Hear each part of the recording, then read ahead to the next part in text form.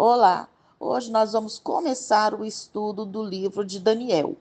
O livro registra eventos desde a primeira invasão do rei babilônio, Nabucodonosor, a Jerusalém em 605 a.C., até o terceiro ano do rei persa, Ciro, em 536 a.C., que subjugou a Babilônia em 539 a.C. Assim, o contexto histórico do livro é a Babilônia durante os 70 anos do cativeiro dos judeus, profetizado por Jeremias.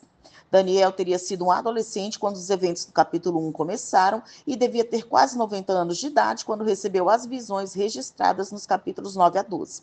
Ele pode ter vivido até aproximadamente 530 a.C., concluindo o livro em avançada idade durante a última década de sua vida. Daniel pode ter sido um descendente do rei Ezequias, pois certamente ele pertencia a uma família educada de classe alta de Jerusalém, porque Nabucodonosor não teria escolhido jovens estrangeiros de uma classe inferior para sua corte real. O sucesso de Daniel na Babilônia se deveu à sua óbvia integridade e força de caráter, ao seu profundo comprometimento com a oração e o jejum e a palavra de Deus, à sua sabedoria profética e os seus dons, e à obra de Deus em sua vida, resultando em sua rápida promoção a posições de maior honra e responsabilidade. Cronologicamente, Daniel é um dos últimos profetas do Antigo Testamento.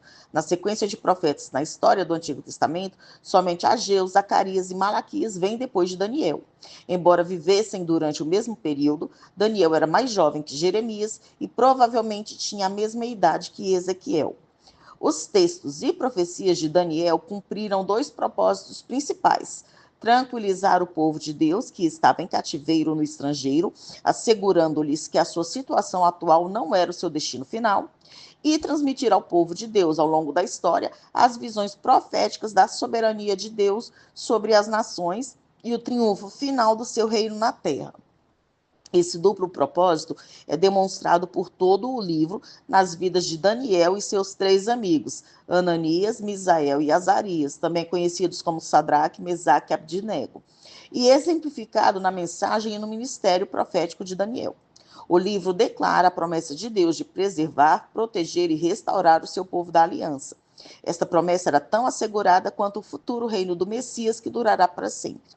O texto de Daniel é uma mistura de testemunho pessoal, história e profecia. É uma literatura apocalíptica, o que quer dizer que a sua mensagem profética revela os planos de Deus e as suas advertências a respeito dos eventos no fim dos tempos. O livro consegue isto por meio de visões, sonhos e simbolismo, com o propósito de encorajar o povo de Deus durante um período de crise em sua história e para inspirar a esperança de Israel no triunfo final do reino de Deus e dos seus propósitos na terra. O livro se divide em três seções principais. O primeiro capítulo apresenta o contexto histórico do livro. Os capítulos 2 a 7 descrevem a ascensão e a queda de quatro reinos que dominarão o mundo sucessivamente depois do estabelecimento do reino de Deus, que durará para sempre.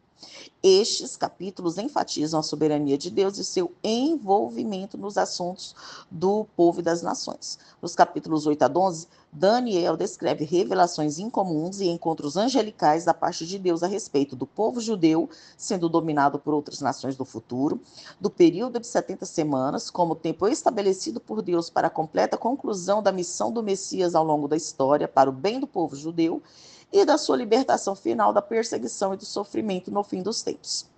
A mensagem profética de Daniel envolve duas dimensões: o futuro próximo e o futuro distante, embora essas duas dimensões frequentemente se mesclem.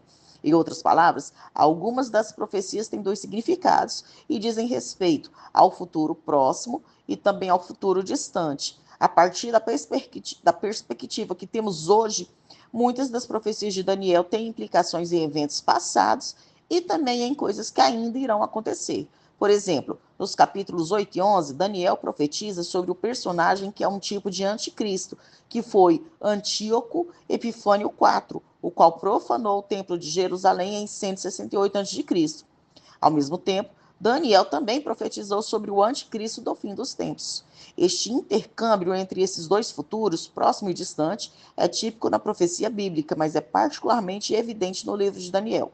Deus revela a Daniel que o significado completo das profecias no futuro distante deve ser oculto até o tempo do fim. Durante esse período, Deus dará discernimento especial às pessoas que permanecerem espiritualmente puras e que confiarem nele para obter sabedoria e entendimento, como Daniel.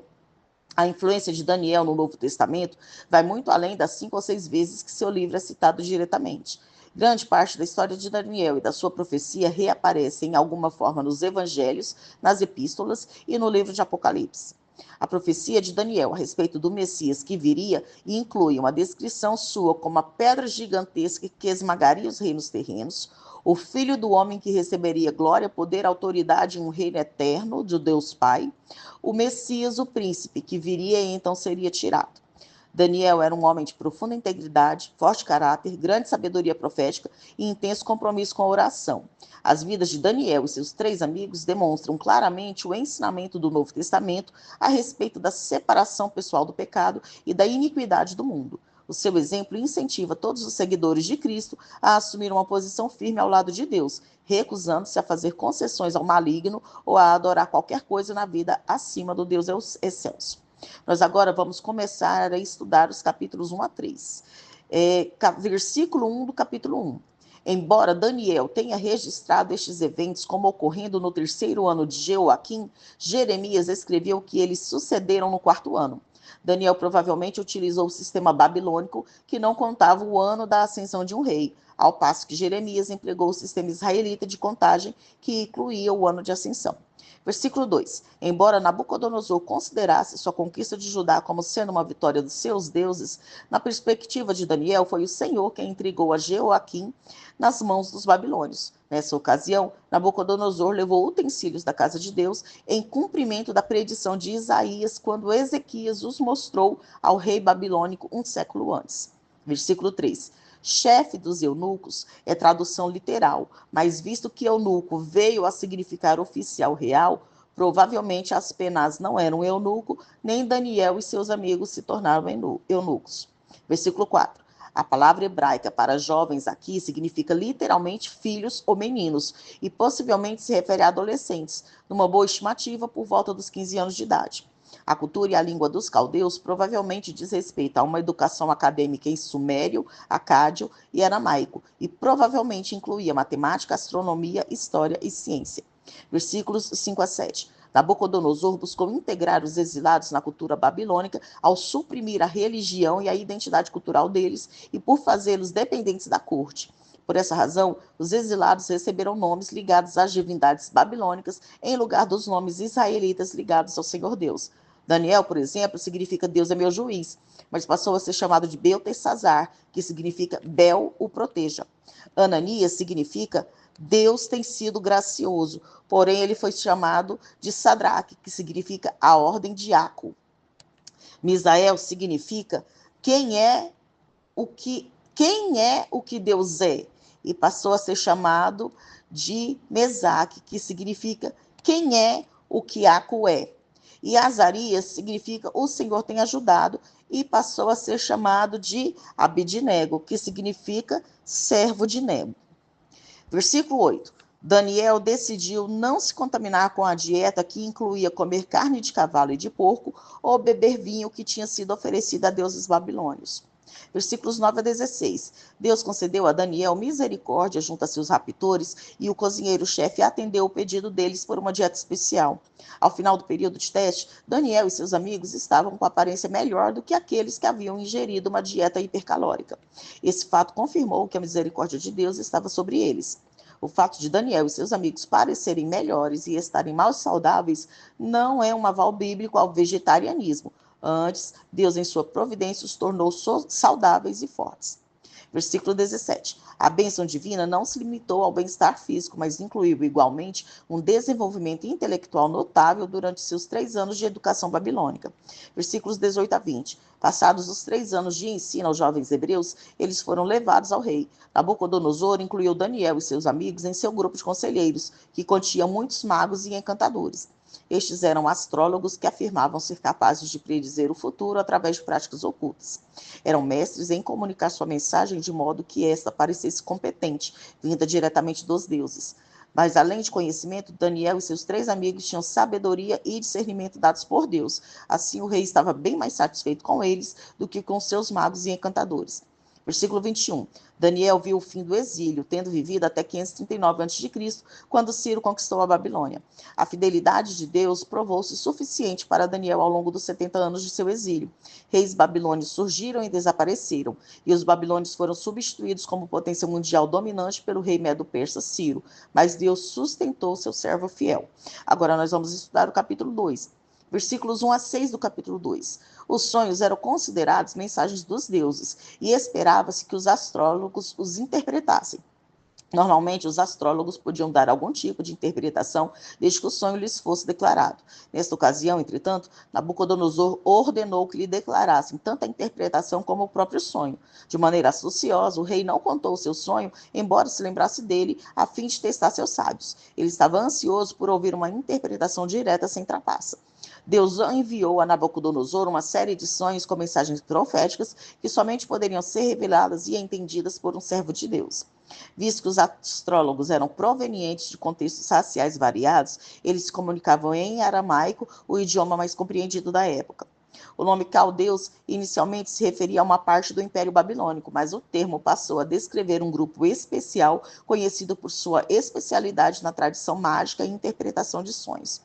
Versículos 7 a 11. Os astrólogos foram incapazes de persuadir o rei com qualquer argumento lógico ou racional. Algo impossível tinha sido pedido pelo rei, e ninguém podia mudar sua opinião. Os astrólogos disseram ao rei não haver ninguém sobre a terra capaz de conhecer os sonhos de outra pessoa. O pedido do rei era humanamente impossível. Estes homens consideraram irracional a exigência do rei, porque nenhum ser humano poderia saber o sonho de outro, a não ser os deuses, e estes não moram entre os mortais, e suas próprias palavras revelaram o poder de Deus de Israel, que permitiu a Daniel fazer exatamente o que eles disseram ser impossível.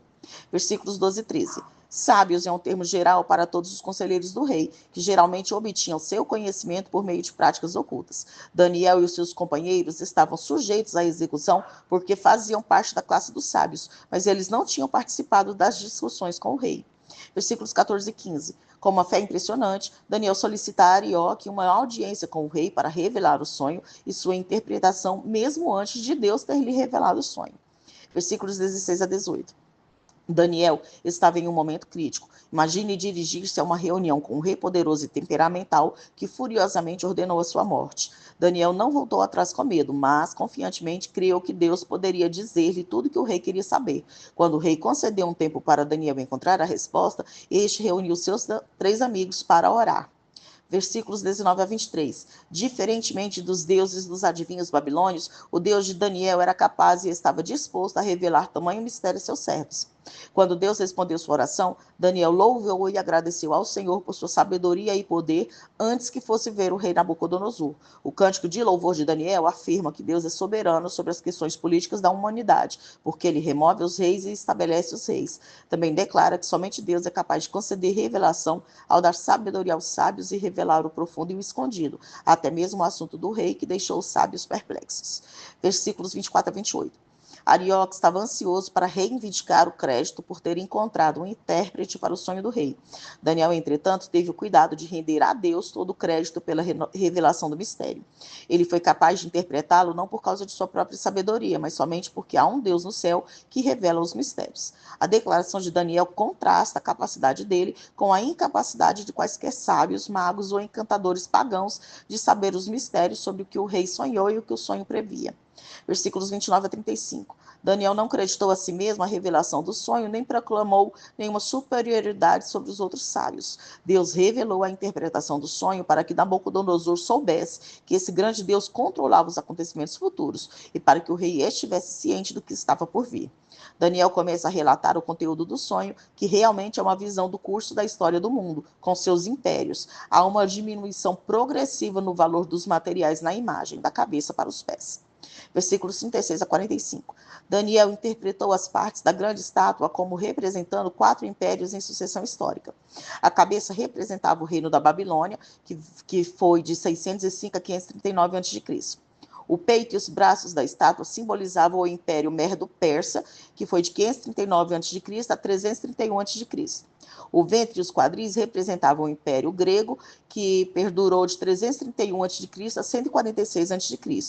As pernas se referiam ao Império Humano, que perdurou de 146 a.C. até 1476 d.C. Os pés eram um misto de ferro e barro e representavam uma continuação futura ou um renascimento de Roma. O material de cada parte da estátua diminuía em valor, mas aumentava em força. O valor diminuído pode simbolizar o declínio moral de cada reino sucessivo. A força aumentada se refere à dominação mais severa que cada reino sucessivo imporia aos seus súditos. Daniel também descreveu uma pedra que despedaçaria o último reino e cresceria até se tornar um monte que enche toda a terra. Essa pedra é o reino de Deus que nunca será destruído. O sonho revelou o Senhor Deus como poder que está por trás e acima de todos os reinos da terra. Versículo 47. A declaração de Nabucodonosor não significa necessariamente que ele tivesse reconhecido o Deus de Israel como sendo o único Deus. A sua exclamação reconhece tão somente que o Deus de Israel é superior aos outros deuses. Versículo 48. O Império Babilônico estava dividido em províncias. Daniel foi nomeado governante da província onde estava a capital do Império. Versículo 49. Após ser nomeado governador de toda a província babilônica e ficar encarregado dos homens sábios, Daniel pediu que seus amigos, Ananias, Misael e Azarias, fossem designados seus assistentes. Daniel sabia que não seria capaz de desempenhar uma tarefa de tão grande responsabilidade sem assistentes capacitados e por isso escolheu os melhores homens que conhecia, seus 3 amigos hebreus. Aqui vocês podem ver um esboço da estátua, os materiais que faziam parte dela e a quais impérios se referem. Agora nós vamos estudar o capítulo 3, versículo 1 do capítulo 3. Os eventos de Daniel 3 provavelmente aconteceram pouco tempo depois que Daniel explicou o sonho do rei, embora alguns estimem que isso pode ter acontecido 10 ou até mesmo 20 anos depois. Registros babilônicos indicam que houve uma revolta contra Nabucodonosor no 10º ano do seu reinado, de modo que isso deve ter levado o rei a desejar o teste de lealdade aqui descrito. A estátua de ouro provavelmente não era de ouro maciço, e sim revestida de ouro. Talvez Nabucodonosor tenha revestido toda a imagem de ouro para refutar a mensagem comunicada pela estátua do seu sonho, na qual unicamente a cabeça era de ouro e sinalizava que o Império Babilônico seria apenas temporário. Versículos 4 a 5. Embora alguns conjecturem que a imagem de ouro era do próprio Nabucodonosor, isso é improvável, pois os babilônios não acreditavam que o seu rei fosse divino. Mais provavelmente, a imagem era de um deus babilônico, talvez Nebo, o patrono de Nabucodonosor, ou Marduk, o principal deus da Babilônia. Nabucodonosor fez essa exigência como forma de juramento de lealdade a ele pessoalmente. Versículo 6. Fornalhas ou fornos eram usados na Babilônia para cozer tijolos, mas execuções na fornalha não eram incomuns. Versículo 8. Caldeus é um termo étnico geral para o povo babilônio e também, como usado aqui, um termo específico para sacerdotes que serviam como astrólogos, adivinhos e sábios na administração do rei. A motivação desses homens em denunciar os 3 judeus fiéis não era zelo pela exigência do rei, e sim ódio pelo povo judeu. Versículo 12. Alguns homens caldeus observaram o fato de que Ananias, Misael e Azarias não se haviam curvado diante da estátua. Eles acusaram aqueles jovens de ingratidão em relação às posições que ocupavam e de falta de reverência em relação aos deuses de Nabucodonosor. O próprio Daniel está curiosamente ausente. Talvez ele estivesse longe numa missão ou ainda acima dos governantes administrativos mencionados no versículo 3 e dessa forma imune a tais manifestações de orgulho de Nabucodonosor. Ou talvez os caldeus não se sentissem seguros de acusar Daniel. Versículo 15. Da perspectiva politeísta de Nabucodonosor, não havia Deus capaz de tal livramento. Sem saber, Nabucodonosor desafiou o poder do Deus de Israel. Versículos 17 e 18. O rei deu aos amigos de Daniel uma segunda oportunidade para adorar o ídolo, mas eles novamente se negaram a fazê-lo. Eles disseram que Deus podia livrá-los ou podia escolher não os livrar. Sua fé em Deus não se baseava na convicção de que ele faria um milagre, e sim de que seu Deus soberano era confiável. Eles afirmaram que se Deus escolhesse não livrá-los dessa punição e, em vez disso, permitisse que eles se tornassem seus mártires, mesmo assim eles não serviriam aos deuses do rei, nem adorariam a estátua de ouro. Versículo 19. Quando o rei foi pessoalmente desafiado, a sua fúria o levou a ordenar que as chamas da fornalha fossem intensificadas. Ele não estava literalmente ordenando que as chamas fossem 7 vezes mais quentes, como um medicador indicaria, ou exigindo que ela fosse deixada por um tempo 7 vezes maior para esquentar, ou 7 vezes mais a quantidade de carvão. Ele só queria dizer intensamente quente, usando 7 figurativamente para indicar perfeição. Uma fornalha de pedra ou tijolo ou uma entrada de ar poderia se tornar mais quente por meio de mais combustível e ar. Versículos 20 a 23. O forno estava construído numa pequena colina ou barranco com aberturas no topo e na lateral. Os amigos de Daniel foram levados para o alto por alguma espécie de rampa até algum lugar muito próximo da boca da fornalha para serem lançados dentro dela. As chamas da fornalha estavam tão quentes que incineraram os guardas do rei. Ironicamente, a ordem de Nabucodonosor resultou na morte de seus próprios soldados, demonstrando que o Senhor é capaz de proteger seus servos melhor do que Nabucodonosor pode proteger os seus. Versículos 24 a 25. No forno, o rei viu um quarto homem, que ele chamou de filho dos deuses, uma referência pagã a um ser que tivesse uma aparência sobrenatural. Esse quarto homem pode ter sido um anjo ou até mesmo uma aparição pré-encarnada de Deus Filho. Em qualquer caso, essa aparição é uma demonstração física da presença de Deus com os crentes em suas aflições. Versículo 26. Deus Altíssimo é um título que exprime a autoridade universal de Deus. Tal confissão nos lábios de Nabucodonosor não é um reconhecimento de que o Senhor é o único Deus, mas tão somente que ele é supremo sobre todos os deuses. Versículo 27. Quando Ananias, Misael e Azarias saíram do forno, Nabucodonosor e todos os oficiais do seu governo viram que o fogo não tinha tido poder algum sobre os seus corpos. Não apenas o fogo deixou de queimar seus cabelos e roupas, como também eles nem sequer cheiro de fogo tinham em si. Hebreus 11, versículo 34, cita esse milagre de fé, referindo-se àqueles que apagaram a força do fogo. Versículos 28 a 30.